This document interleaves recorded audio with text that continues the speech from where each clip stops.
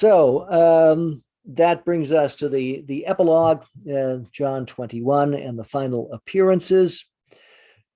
Jesus showing up at the Sea of Galilee for a little fish fry, which is very similar to the call scene in Luke 5. And once again, we have the beloved disciple and Peter. And again, Peter needs the beloved disciple to tell him what's going on.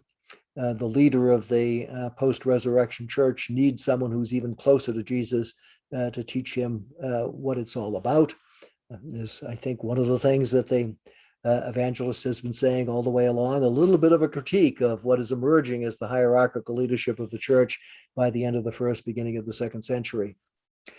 There's the large catch of fish, 153 of them, which has probably generated at least 153 different theories about what the number means as people play with gematria, that is, reading numbers as signifying letters that point to a meaning.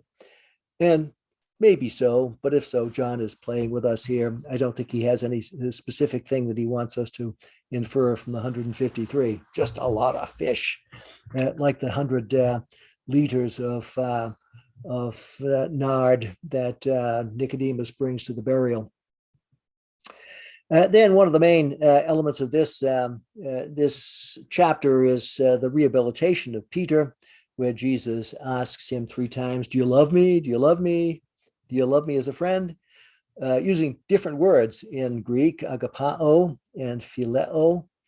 A lot of debate on whether there's some difference in meaning in these words, whether Jesus starts out with a stronger form of love, agapao, related to agape, which associated with the command to love in chapter 13 and the like, would refer to that self-giving love that is manifest in Jesus's death on the cross. And after 2 tries, he finally asked asked Peter just, "Do you phileo me? Do you love me like a friend?" But Jesus had expressed friendship as or a motto for friendship as the way of framing that self-giving love back in chapter 15. So it may be he's pointing to that even deeper way of thinking about love than one might have thought was his intent in reading chapter 13. Or one might say Jesus has used both sets of terms pointing to the same reality, and that is probably closest to the truth. In any case, he's asking Peter, "Do you love me one way or another? If you do, then you show it by exercising your responsibility to lead appropriately and to feed my sheep." A word of admonition, I think, from the evangelist to people who are in Petrine positions, a more positive, perhaps, word to those folk than was used throughout, as Peter is given a back seat to the beloved disciple. And then the death of Peter is first predicted, which leads to a conversation about another death, the death of the beloved disciple.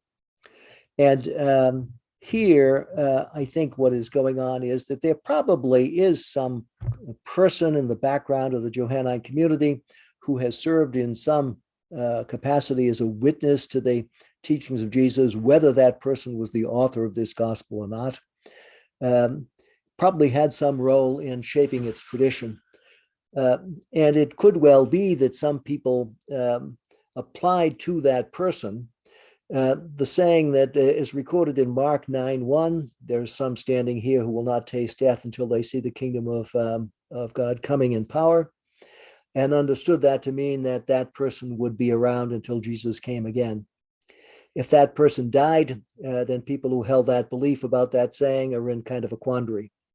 And I think this particular episode is solving that problem by simply saying Jesus was speaking hypothetically. If he wanted the beloved disciple or anybody else to remain, then it would be fine and it wouldn't be anybody else's business. But it's not what his final intent was. So in any case, this little episode, I think, is resolving an issue that was on the table with some of the folk to whom this gospel was addressed. And finally, it affirms that what we have here is the tale of a true witness, raising the issue of where you encounter that witness and the like, and that we've discussed before. And we've seen in the story tonight where that witness makes the claim, where the really true witness makes the claim about his testimony, and that is Jesus before Pilate, where he says that that's what I came to do, to bear witness to the truth. And so the gospel is saying, yeah, we have witnesses to the story that I'm telling, but more important than that, we have a witness to the truth, and you need to hear and listen to him. So that is where the gospel ends, on a note that's quite compatible with its fundamental thrust.